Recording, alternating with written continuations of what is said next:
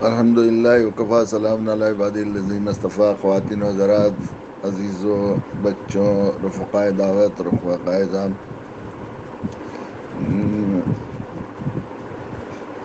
ہمیں اللہ کے شکر ہے کہ اللہ تعالیٰ نے ہمیں فضل فرما کر بلا استحقاق بلا طلب صاحب ایمان بنایا، اور اسلام جیسا دین حنیف ہمیں عطا فرمایا ہے، جس کے بارے میں خود قرآن نے جب دین مکمل ہوا تو اللہ تعالیٰ نے اپنے نبی کے واسطے سے ہم سب پر احسان جتایا. الیوم اکملت لکم دینکم واتممت علیکم نعمتی ورضیت لکم الاسلام. آج تمہارے لیے تمہارا دین مکمل کیا تو اپنی نعمتوں کو تمام کر دیا.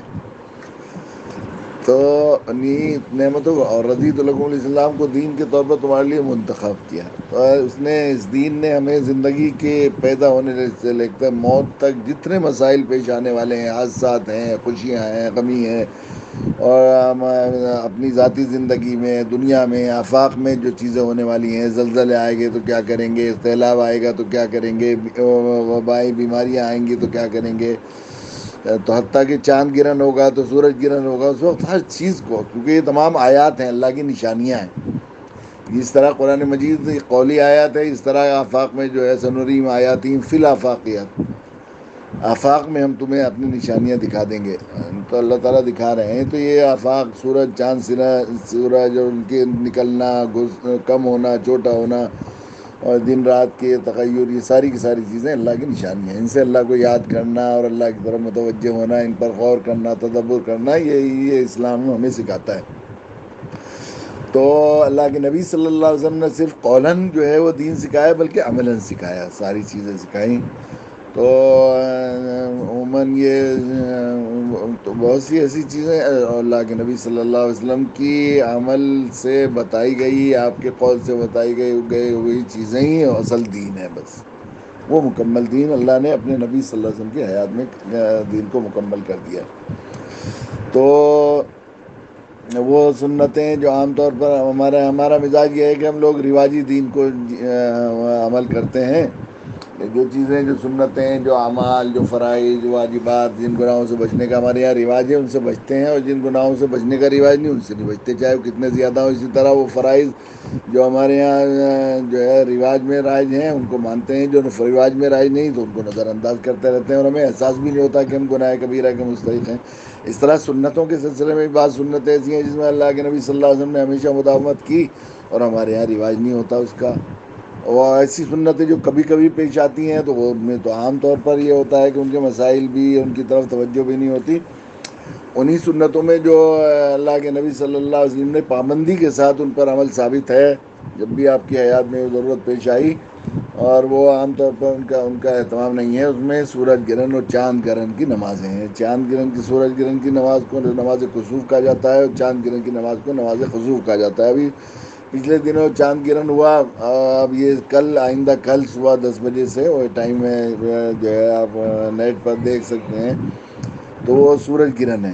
سورج گرہن ہوتا ہے تو اللہ کے نبی صلی اللہ علیہ وسلم کی حیات میں سورج گرہن ہوا. آپ کے صاحبزادے حضرت ابراہیم علیہ الصلوۃ والسلام کا وصال ہوا، تو لوگوں نے یہ خیال کیا کہ اللہ کے نبی کے غم میں سورج ہوا، سورج گرہن ہوا تو غم میں شریک ہوا. اللہ کے نبی صلی اللہ علیہ وسلم نے خطبہ دیا اور اس میں یہ بات فرمائی کہ یہ سورج، چاند اللہ کی نشانیاں ہیں، اور یہ کسی انسانوں کے اس میں شریک نہیں ہوتے. یعنی یہ کوئی اور ہوتا دنیا کا قائد تو اپنے اعتقاد بڑھانے کے لیے اور لوگوں کے عقیدت مندوں کی عقیدت میں اضافہ کرنے کے لیے اسے بنا لیتا، لیکن اللہ کے نبی صلی اللہ علیہ وسلم نے منع کر دیا، چونکہ آپ دین قیامت تک کے لیے دین لے کر آئے تھے، اور ہر جو ہے توہمات سے اور ایسی چیزوں سے اللہ کے نبی صلی اللہ علیہ وسلم نے انسانیت کو بچایا. لیکن آپ نے نماز پڑھی ہمیشہ. نماز کا صحابہ کرام رضی اللہ تعالیٰ عنہ اجمعین کا معمول رہا، اور ہمارے مشائخ اکابرین اہل حق علماء ان کا بھی ہمیشہ سے معمول رہا کہ سورج گرہن ہوتا تو ظاہر ہے کہ پھر اللہ کی طرف انتہائی ابتہال کے ساتھ اور بہت ہی توجہ کے ساتھ نماز پڑھی. اللہ کے نبی صلی اللہ علیہ وسلم نے جماعت سے سورج گرہن میں جماعت سے نماز پڑھی، اور بہت طویل قرات فرمائی. حتیٰ کہ سورۃ قرات کی آیات میں آپ بالکل جھک سے جاتے تھے، عاجزی انکساری میں جھک جاتے تھے، پھر کھڑے ہو کر تلاوت فرمایا. لوگ سمجھتے تھے رکوع کر، حالانکہ رکوع نہیں کیا آپ نے. اور اس کے بعد طویل دعا بھی فرمائی، طویل سجدے کیے، طویل جو ہے وہ کی.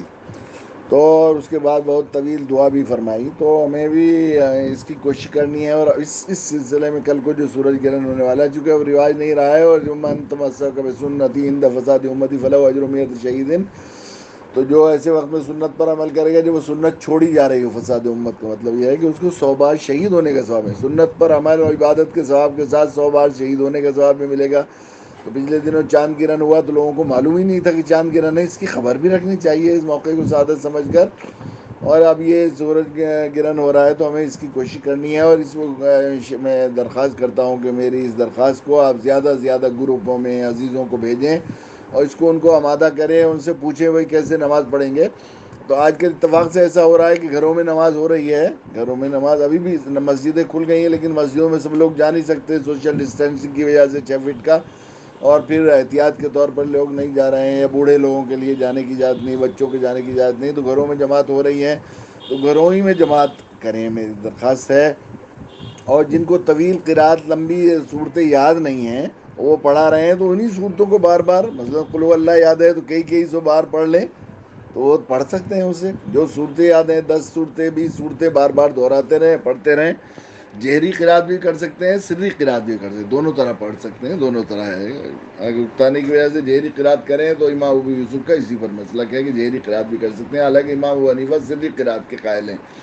تو احناف کے یہاں یہ اسی پر ہے کہ سری قرات ہوتی ہے لیکن جہری بھی کر سکتے ہیں, یعنی آواز سے زور سے پڑھ سکتے ہیں. جہاں حافظ ہیں وہ ہیں, کسی حافظ کو بلا کے گھر میں جماعت کروا لیں. خواتین بھی اس جماعت میں, خواتین گھر میں نماز پڑھیں گی مسجدوں میں نہیں پڑھیں گی لیکن اگر جماعت ہو رہی ہے تو اس میں وہ شامل ہو سکتی ہیں پیچھے جماعت میں. اور طویل سدھے طویل قرات. تو کل صبح جو ہے وہ ٹائم بھی میں یہ پوسٹ بھیج رہا ہوں تو اپنے اپنے زیادہ سے زیادہ اس گروپ میں بھیجیں اور اسی کوشش کریں کہ ہم لوگ جو ہے اس کو چلائیں اپنے اپنے طور پر. جزاک اللہ خیر.